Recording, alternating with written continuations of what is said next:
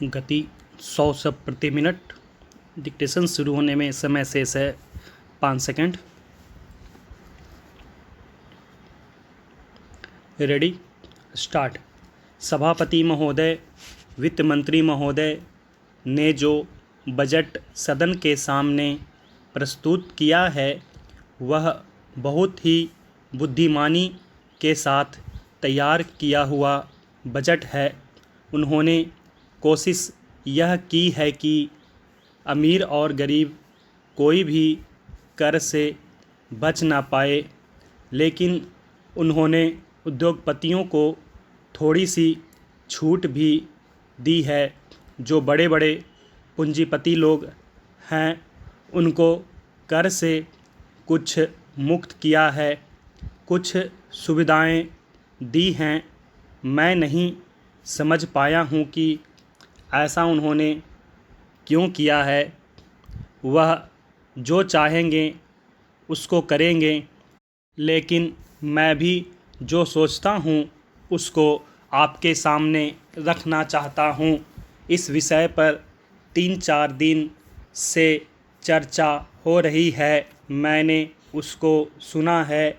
इस या उस पक्ष के किसी भी माननीय सदस्य ने यह निवेदन नहीं किया है कि खाद और पंपिंग सेट के ऊपर जो कर लगाया गया है वह उचित है।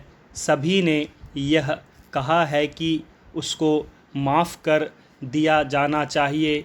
जब सारे सदन के लोग, सभी प्रतिनिधि एक आवाज़ से कहते हैं कि खाद और पंपिंग सेट के ऊपर कर न लगाया जाए, तो मैं समझता हूँ कि उनको इस बात को मान लेना चाहिए।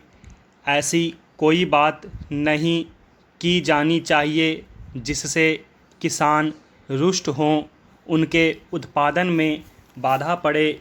भारत गाँवों में बसता है। 80% लोग गाँवों में रहते हैं। हम गांधी जी के विचारों का अनुपालन करते हैं। गांधी जी ने जो कुछ भी कहा गांव के लोगों के लिए कहा, ग्रामीण जनता के लिए कहा। उन्होंने गांव के लोगों को उठाने की बात कही।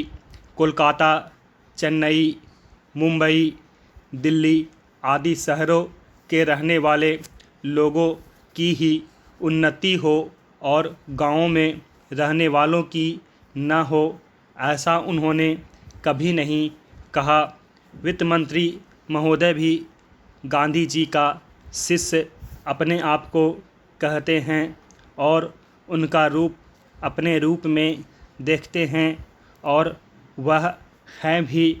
इसलिए उनका यह कर्तव्य होना चाहिए कि गांधी जी के विचार के अनुसार वह सारे देश में मद्य निषेध को कार्यान्वित करे। चूँकि हमारा कृषि प्रधान देश है, इसलिए वह पशुधन को बढ़ाएं, उन्नति की व्यवस्था करें और सारे देश में गौवध को बंद कर दें। सरकार ने यह संकल्प लिया है कि हिंदुस्तान में समाजवादी समाज और लोक कल्याणकारी राज्य की स्थापना की जाएगी।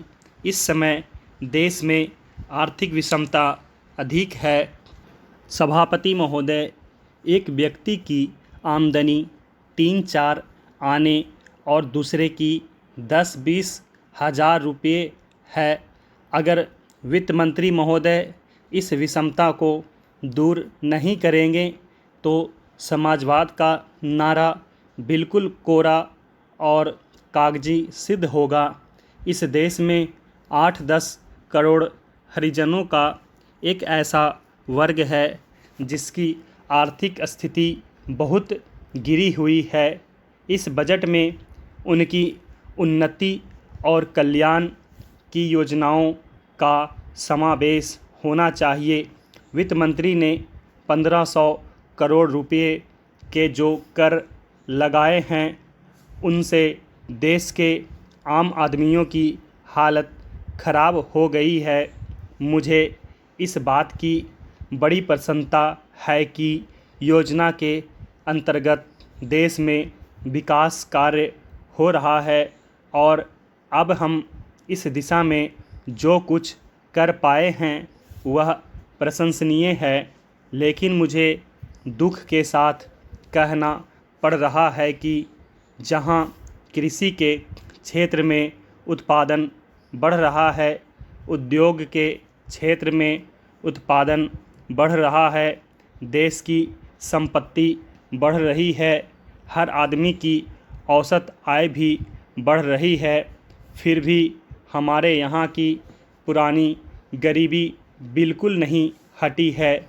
मैं समझता हूँ कि यह इस सदन के लिए और सरकार के लिए विचार करने का विषय है कि क्या कारण है कि जब हम 55 वर्ष से अपने देश की गाढ़ी कमाई का रुपया और दूसरे देशों से कर्ज लेकर बड़ी बड़ी रकमें देश के विकास के लिए खर्च कर रहे हैं और देश में धन भी पैदा हो रहा है, तब भी देश में जो लोग गरीब हैं उनकी गरीबी दूर नहीं हो पा रही है। क्या यह आश्चर्य की बात नहीं है? मैं समझता हूँ कि इस पर विचार किया जाए।